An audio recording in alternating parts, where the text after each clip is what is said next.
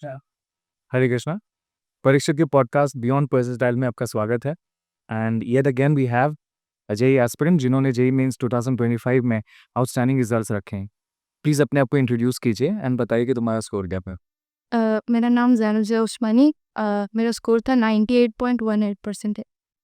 Zainab congratulations, बहुत बहुत बधाई हो तुम्हें, तो you have done exceptionally well. अब ज़ैनब, तुमने एक साल ड्रॉप लिया था, है ना? What made you take the drop? मुझे लगा था कि अगर मैं बिना पढ़े 90 ले आती हूँ पिछले साल एक बिल्कुल बोर्ड्स लेवल प्रिपरेशन पे, तो मुझे लगा था 1 साल देना चाहिए। लेना चाहिए। तो तुमने 3 साल का प्रिपरेशन किया है। क्या कहना चाहोगे अपनी 3 साल की प्रिपरेशन के बारे में? 11 में तो मैंने पढ़ाई नहीं की थी, वेरी ऑनेस्टली। 12th में मैंने 12th का ही पढ़ा, बोर्ड्स का।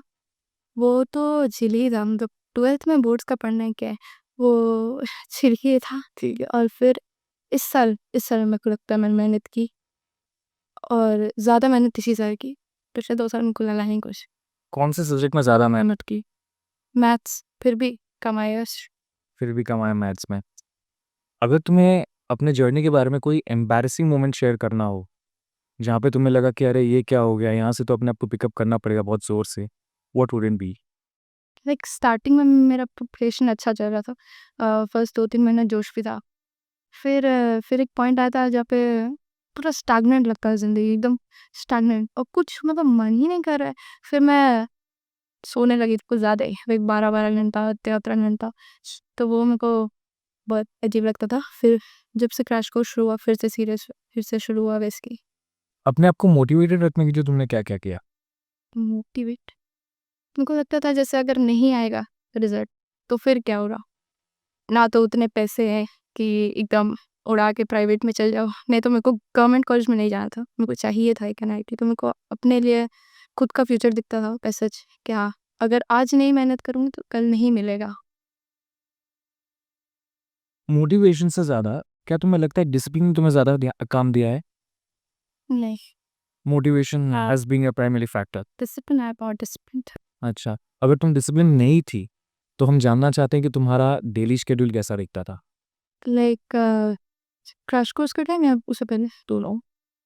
पहले तो जो क्लासेस होते थे 2 बजे आओ, क्लासेस करो, 8 साढ़े 8 बजे जाओ, और फिर जाके या तो रात में पढ़ना है या तो सुबह में उठ के पढ़ना है। तो जब मैं 12 घंटा नहीं सोती थी, तो जब मैं 12 घंटा सो रही थी तो पढ़ाई नहीं होता था। तो जब नहीं सोती थी तो 3-4 घंटा, 5 घंटा घर में सेल्फ स्टडी, यहाँ पे आके मैक्सिमम आउटपुट कि जो डीपीपी सर दे रहे हैं, वो जो ब्रेक मिल रहा है उसमें डीपीपी सॉल्व करो फटाफट, ताकि घर में जाके अपना अप्लाई कर सके। और क्रैश कोर्स का टाइम पे पूरा था कि 1 से 10 यहाँ पे पढ़ना है, सीरियसली पढ़ना है, जाके सोना है, वेस्ट नहीं होता था। उसके बाद फिर सुबह उठ के थोड़ा बहुत जो भी अपना कंप्लीट किया, या नहीं क्लियर है कोई चैप्टर, जैसे मेरा प्रैक्टिकल केमिस्ट्री बहुत वीक था, तो उसको क्लियर किया, वीडियो देखा यूट्यूब से। अगर हम कॉम्पेंसेटरी एटीट्यूड्स की बात करें, जैसे तुम बार-बार बोल रही हो कि तुम 10-12 घंटा तुमने सोया है, तो रिग्रेट नहीं आता होगा, गिल्ट नहीं आता होगा? आता था। कैसे सॉल्व किया फिर उसको? मतलब बहुत ज़्यादा दिन भी नहीं था, लाइक 1 महीना आसपास ऐसा हुआ था। तो मेरी माँ लोग भी है, तो माँ तो है ही भाई, माँ तो हर वक़्त बोलेगी, होप करेगी कि नहीं होगा, नहीं होगा, नहीं होगा। तो वो चीज़ था, और एक माँ-बाप को आ ही जाता है कि इनके लिए तो एटलीस्ट करना ही है पहले। तो फिर वो धीरे-धीरे मैनेज हो गया। फिर सर लोग भी बोलते थे पढ़ो, पढ़ो। So it was a combination of मार, डाँट and gratitude for your parents, है ना? घर पे क्या ऐसे डिस्ट्रैक्शंस थे जिनको तुम्हें बहुत ही ज़्यादा प्राइमरीली अवॉइड करना पड़ा? फ़ोन, और फ़ोन में कोई स्पेसिफिक ऐप? यूट्यूब, मेरे को तो इंस्टा तो मैं कब-कब बंद कर दिया था, स्नैपचैट सब बंद था मेरा। सिर्फ़ यूट्यूब पे लाइक उनको पता नहीं कैसे शॉर्ट्स एडिक्शन हो गया था। वो होते ही रहता था। फिर उसके बाद वो बंद कर दिया। वो जो क्या वॉच हिस्ट्री, उससे वो ख़त्म हो गया।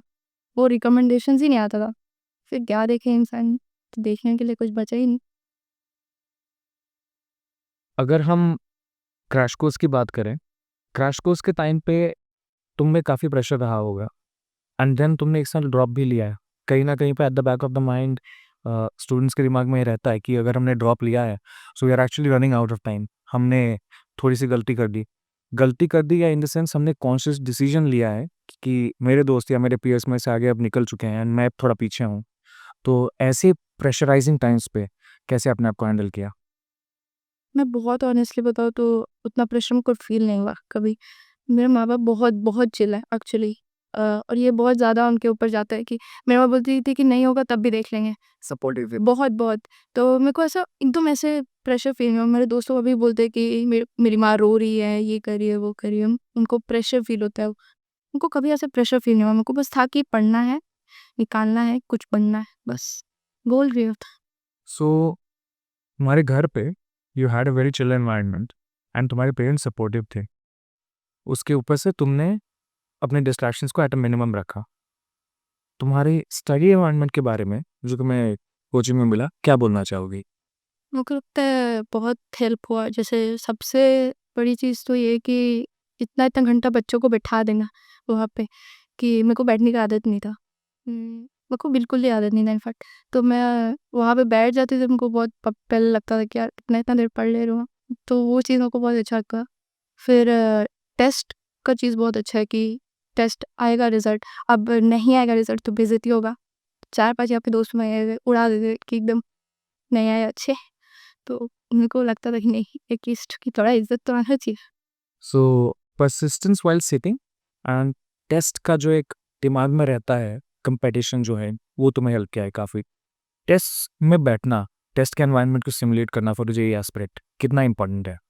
बहुत इम्पोर्टेंट।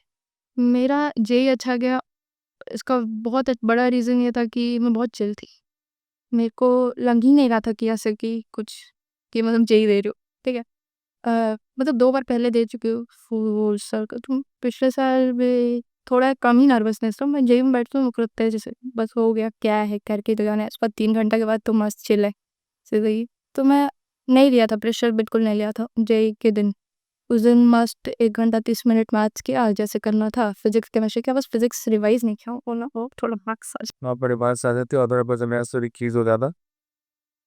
अप्रैल में वापस देने वाली हो exam and you would be appearing for the advanced as well.